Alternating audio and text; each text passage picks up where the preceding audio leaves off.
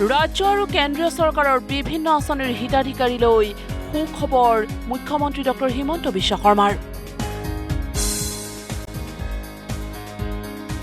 নাৰী সবলীকৰণৰ ক্ষেত্ৰত অৰুণোদয়ৰ পিছতেই সবাতোকৈ বৃহৎ আঁচনি মুখ্যমন্ত্ৰীৰ মহিলা উদ্যমিতা আঁচনি।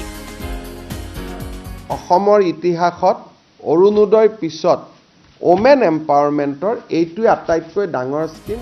অহা 1 এপ্ৰিলত মহিলা উদ্যমিতা আঁচনিৰ হিতাধিকাৰীয়ে লাভ কৰিব প্ৰথম কিস্তিৰ ধন।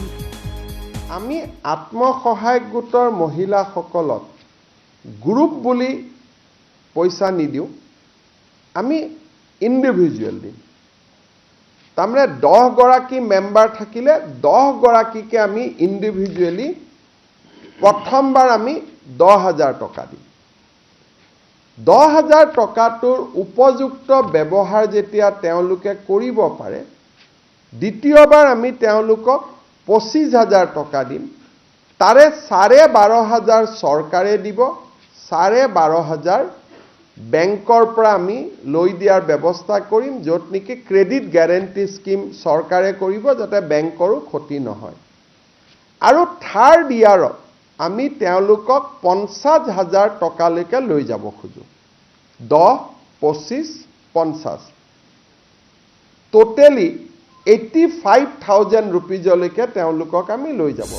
পৰ্যায়ক্ৰমে মহিলা উদ্যমিতা আঁচনিৰ বাবে যি আবেদন আহি আছে, সেই আবেদনসমূহৰ পৰা বাছনি প্ৰক্ৰিয়া চলি আছে। 31 মাৰ্চৰ ভিতৰত সম্পূৰ্ণ হ'ব মহিলা উদ্যমিতা আঁচনিৰ হিতাধিকাৰীৰ চূড়ান্ত নিৰ্বাচন। তেতিয়াহ'লে এই স্কিমটো তাৰ কাৰণেহে মুকলি যাৰ সন্তান 3টাতকৈ বেছি নহয়। যে মহিলা উদ্যমিতা কৰিব, কিন্তু ঘৰত যদি ছোৱালীক স্কুলত নপঠোৱাকৈ ৰাখি থৈ দিয়ে, তেতিয়াহ'লেতো তেওঁক উদ্যমী মহিলা বুলি আমি ক'ব নোৱাৰোঁ। কিন্তু এই 29 লাখ মহিলাৰ ভিতৰতো কোনোবা চৰকাৰী কৰ্মচাৰীৰ পত্নী আছে। চৰকাৰী কৰ্মচাৰীও 3য় আৰু 4ৰ্থ শ্ৰেণীটো আমি ল'ব দিছোঁ। যে 3য় আৰু 4ৰ্থ শ্ৰেণী যদি হয়, তেওঁলোকে লওক, কোনো আপত্তি নাই। 2য় আৰু 1ম শ্ৰেণীক আমি মাইনাছ কৰিছোঁ। ঘৰত যদি বাছ, ট্ৰেক্টৰ আছে, সেইটো আমি মাইনাছ কৰিছোঁ।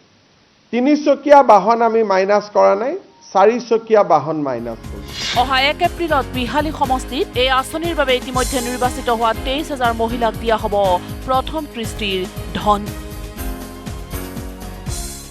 1 এপ্ৰিল তাৰিখে বিহালী বিধানসভা সমষ্টিত আমি প্ৰথম হিতাধিকাৰীসকলক এই আঁচনিৰ প্ৰথম 10,000 টকাৰ কিস্তি প্ৰদান কৰিম। বিহালী সমষ্টিত 23,000 মহিলা এই আঁচনিটোৰ বাবে ইতিমধ্যে নিৰ্বাচিত হৈছে। আৰু এই 23,000 মহিলাক আমি একোখনকৈ চেক দি আমি তেওঁলোকক সিদিনাখনে সভাতে আমি তেওঁলোকক চেক এখন দি দিম। আৰু এই আঁচনিৰ বাবে ৰাজ্য চৰকাৰে বাজেটত ধাৰ্য কৰিছে 3,200 কোটি টকা। আনহাতে এপ্ৰিল মেত ৰাজ্যৰ 3,80,000 হিতাধিকাৰীলৈ দিয়া হ'ব প্ৰধানমন্ত্ৰী আৱাস যোজনাৰ নতুন ঘৰ। অহা 19 তাৰিখে সমগ্ৰ ৰাজ্যজুৰি অনুষ্ঠিত হ'বলগীয়া এক সমাৰোহৰ জৰিয়তে আমি এই 3,80,000 হিতাধিকাৰীৰ ঘৰ বনাবৰ বাবে তেওঁলোকৰ প্ৰথম যিটো কিস্তি বুলি কয়, তাক আমি হিতাধিকাৰীসকলৰ বেংক একাউণ্টলৈকে ট্ৰান্সফাৰ কৰিম। এই 3,80,000 হিতাধিকাৰীক ধন বিতৰণ কৰাৰ লগে লগে এপ্ৰিল মে মাহত আমি আৰু 3,80,000 হিতাধিকাৰীৰ বাবে ভাৰত চৰকাৰৰ পৰা অনুমোদন লাভ কৰিম।